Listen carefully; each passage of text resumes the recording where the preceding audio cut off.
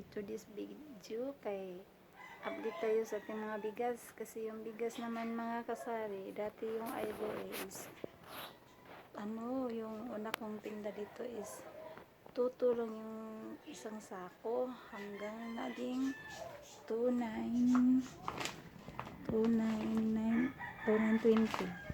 So tapos yung naman yung Jaguar, tapos yung Mia, yung mga talaga yung stock sa mga bigas ngayon,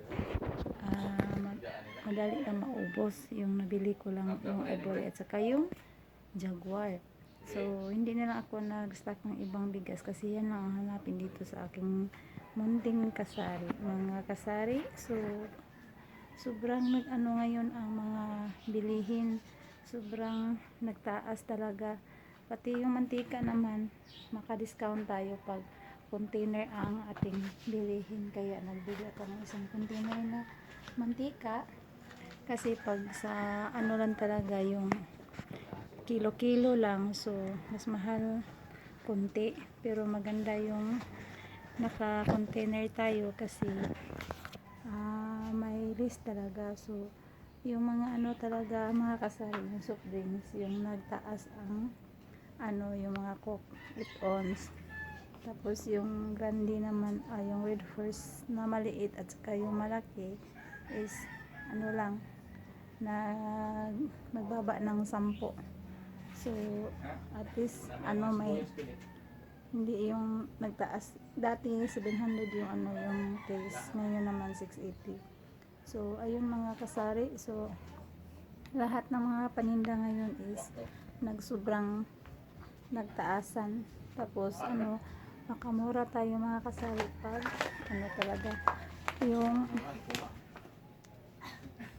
doon naman ako nag-order ng yung mga grocery sa grocery kasi yung grocery naman mga kasari is may may mga discount, tapos may cashback talaga siya. Kaya doon ako nag-order na mga yung mga kupiko, yung mga talaga yung mabilihin sa madaling araw, yung mga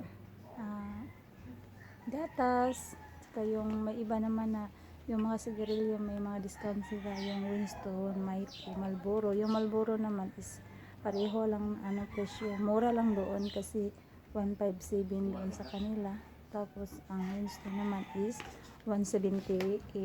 Kaya maganda doon sa grocery bilihan kasi mura talaga. Tapos makabili tayo sa discount. So ayun siya mga kasari. So for today's video, mura din ato ang i-update kasi sobrang mahal talaga.